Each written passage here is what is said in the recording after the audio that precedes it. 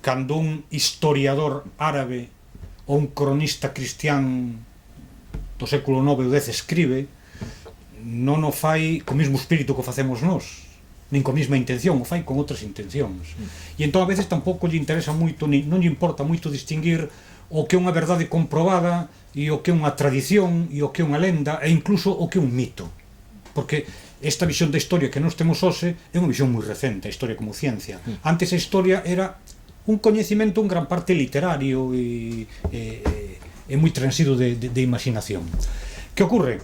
Pois ocorre que as fontes efectivamente musulmáns ou árabes, ou como se les quera denominar, vamos a chamarlle árabes porque están escritas en árabe, esas fontes pois son antigas e dan moita información, e especialmente nos dan moita información acerca de aquilo que a nos máis nos pode interesar e que a mellor a eles lles interesaba menos, porque o que a eles menos lle interesaba, que era contar determinadas historias, eso pode estar manipulado.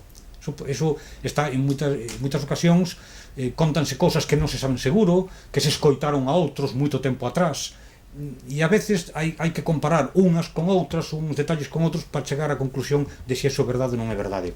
Pero en cambio nos dan datos que non son manipulables. Vamos a poñer un exemplo. A mellor, un exemplo moi simple. A mellor, acerca dunha batalla, un cronista ou un historiador árabe nos conta algo. Pero iso que nos conta está manipulado, completamente. Porque seguramente se trata dunha historia áulica, feita na corte, para agradarlle o califa tal, e entón, pois, contan o resultado da batalla como queren escoitar o público que hai naquele momento.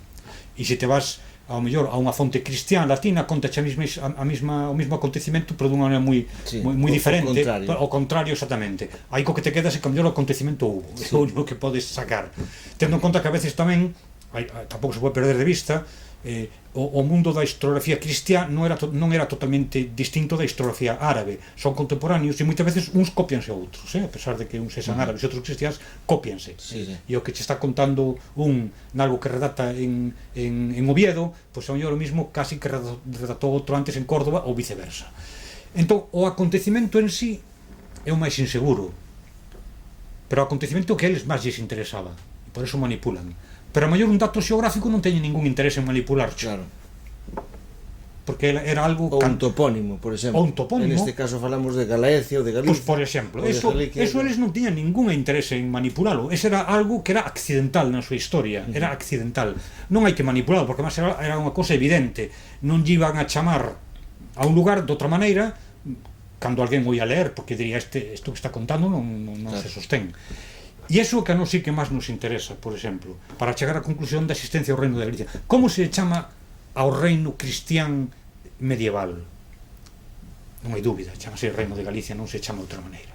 Ningunha fonte musulmana lle chama reino de León, nin reino de Asturias, nin de Oviedo, sino que lle chaman Galicia, Galicia, e nós éramos os al-Galalica, os galaicos, e cando falan do rei que vive en León, non di que é rei dos leoneses nin dos asturianos, din que era rei dos galegos, dos al-Galalica, ou que era rei de Giliquilla ou de Guiliquilla, como chaparan a Galaiquia. Nas fontes árabes é unánime a denominación, e para nós é moi valioso, porque hai moitas obras musulmás, hai moitas obras árabes, pero incluso podemos decir máis, e é que esa denominación non é só a que aparece nas fontes árabes, porque, bueno, son as fontes en que eles lle chaman así, pero que resulta que se vas as denominacións que utilizan ao mellor os papas, cando se dirixen a un rei cristián, tamén lle chaman rei de Galicia e dos galegos, e se te vas a unha fonte carolinxia, tamén lle chaman así, e se te vas inclusive a fontes cristiás, pois ves que efectivamente a ese reino se chama... Falas de cristás da Península Ibérica. Sí, na Península Ibérica e fora da Península Ibérica.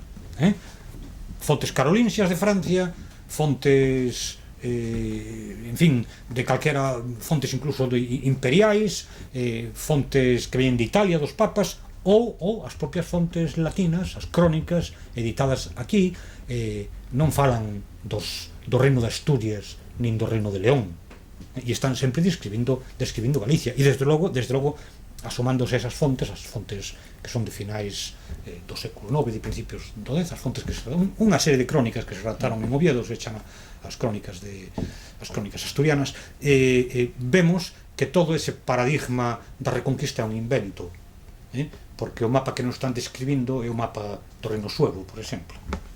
Se nos está describindo o mesmo mapa, non? Ese reino do século X correspondía co do século V. Sí, co século V e do século VI correspondía ao reino que nos están falando do século IX e do século VIII que están describindo. Cando escriben o século VIII nos empezan a falar dos bispos que acuden a tal sitio, por exemplo, que son bispos das diócesis esas, sabía? Que son, claro, e hoxe é recoñecido en xeral pola historiografía española que a fronteira nunca estivo ese mapa da Reconquista. Aparte que basta, ás veces, inda que non é a lógica sempre que hai que aplicar na historia, tamén unha pouca de lógica é necesario. Entón, cando decimos o reino de Asturias, e vamos a ver o que é o reino de Asturias, é como dicir o reino do Morrazo. Seramos un pouco serios, eso non existía, non? Claro, se se fala dun reino e nos di, era o reino de Asturias que era a comarca de Cangas de Onís. Bueno, señores, eso era un señorío, eso como va a ser un reino? Como va a ser aquel reino? Temos que falar de outra cousa. Para falar dun rei temos que falar de outra entidade. Entón, é recoñecido que o límite entre o mundo musulmán e o mundo cristián estivo aproximadamente ao sur do río Douro, desde logo. Quizás que chaman o sistema central, o río Texo, estaba aí, nunca estivo máis arriba. Nunca hubo un recuncho resistente de Asturias e se fundou un reino de Asturias. O que hubo era un reino de Galicia que non formou parte do Islam, que non formou parte da Al-Ándalus. Voltando ás fontes árabes, estes últimos anos parece ser que hai unha tentativa de recuperar os estudos, non? Eu intentei procurar unha cousiña e encontrei un libro dunha profesora, Ana María Carballera de Basa, que se chama Galicia e los gallegos en as fuentes árabes medievales, publicado polo CSIC. É unha publicación recente, sí. Entón, creo que debe de ser do ano 2007. Sí, non sei se mas curiosamente está esgotado e non se encontra. Sí. Quer dizer, mateime a conseguir ese libro. Pode ser posible que incluso aínda facendo traballos de historiografía deste tipo lle den tan pouca importancia desde o paradigma castellanista que mesmo estexa perdido no limbo. Bueno, se diría que hoxe hai polo menos algún historiador académico español que recoñece. O que ocorre é que fan a seguinte xogada. As fontes chamanlle Galicia. Din, bueno, pero era unha forma de chamarlle. Por exemplo, unha edición relativamente recente dunha crónica, creo lembrar que unha crónica do quizás é o máis coñecido cronista cordobés do século X, que chamase Ibn Hayyan. Ibn Hayyan, ao escribir a súa crónica, que trata da época califal de Córdoba, efectivamente, repite Giliquilla, Galaequia, Giliquilla, os galegos Algadalica, é o que utiliza sempre, o termo que utiliza en árabe. O que traduce obras sabe o que pon, pero sistemáticamente Giliquilla o traduce por Reino de León. Traduceno cando pasan do árabe ao... Cando pasan do árabe ao español, que se ha traducido, en vez de traducir Giliquilla como Galaequia, o traducen como Reino de León. Entón despois vas ao índice toponímico e vas a ver, bueno, vamos a ver, entón, como se di León en árabe? Buscas León e que en árabe din León. Dice, claro. Entón isto de Giliquilla, que buscas Giliquilla e di, era o nome que daban ao territorio cristián peninsular e que nós para entendernos traducimos como Reino de León.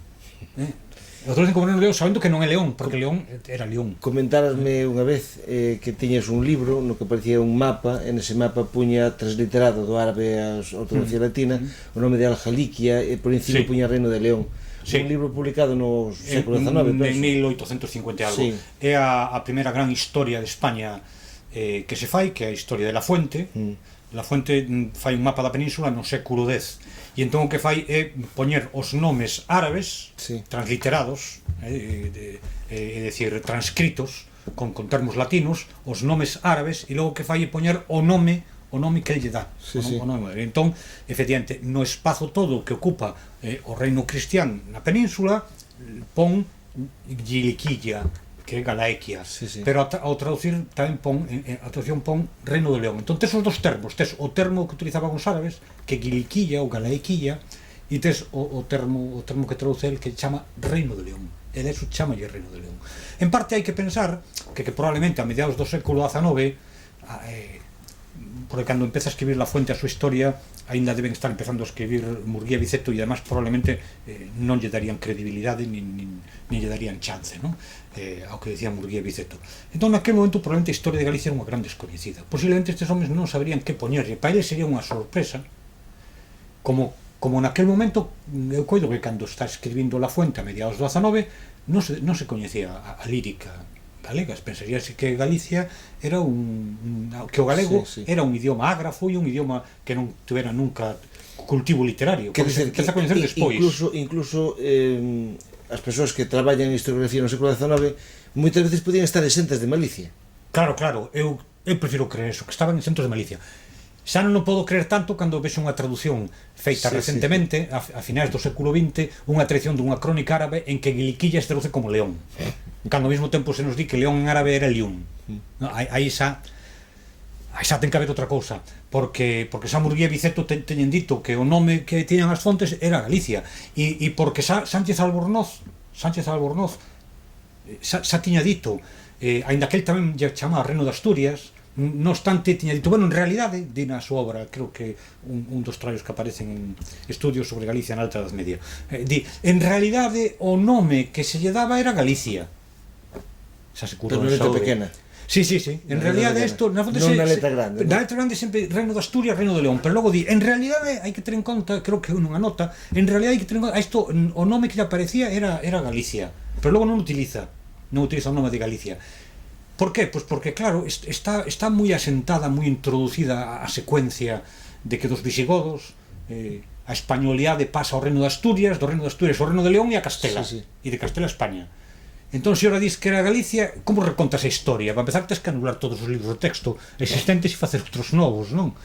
Tremendo, e tens que contar outra historia, e a tens que pregonar en Europa, porque claro, todos os hispanistas europeos son moi españolistas. Isto é outra cousa que che quería comentar, a situación do ensino desa historiografía nos centros de ensino, primaria, secundaria e universidade. Nada, claro. Quer dizer, que están totalmente baseados no paradigma tradicional. No paradigma tradicional dominante, como dices, incluso un paradigma que vai por detrás do que a propia investigación mostra. É dicir, a investigación, por exemplo, na Universidade de Santiago, na Facultade de Historia, en o Departamento de Historia Medieval, saben perfectamente, e o teñen publicado, que en Galicia en realidad non hubo reconquista. Eso non se di, porque o termo reconquista é moi forte, pero din repoboación non hubo.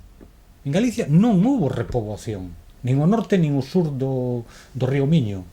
E ora algún outro historiador castelán nos di non, é que tampouco hubo nin ambos lados do Douro, tampouco eso. Entón a repoboación queda eliminada da historia, claro, porque o día Sánchez Albornoz e Américo Castro e Menéndez Pidal que a repoboación era na zona do río Douro, pero se ora incluso no río Miño xa negado pola propia historiografía galega actual. No río Douro tampouco non hubo repoboación.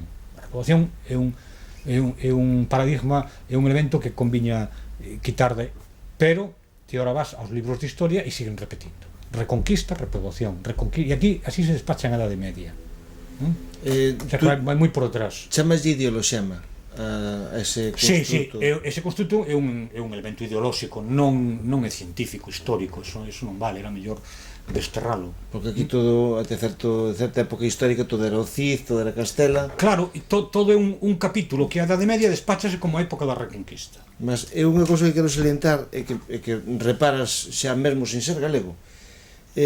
Lembras aquela película do Charlton Heston, El Cid? Sí, esa vina de pequeno. Onde aparecen os reis todos, pero non aparece, por exemplo, García, non aparece. O rei Alfonso VI aparece con unha castellanidade moi marcada. Sí, cando realmente Afonso VI... Urraca e a Irmá pues, tampouco aparecen cando son tremendamente protagonistas. Bueno, claro. Unha cousa moi interesante que me chamou moito a atención a min foi que o rei era rei de Castela, León e Asturias. Xa. Cando realmente... Daí para el este era o mar, o Océano Atlántico, non claro, sei que podía ser. E Asturias era unha parte de León. Claro, efectivamente, non había eso. Rei de Asturias.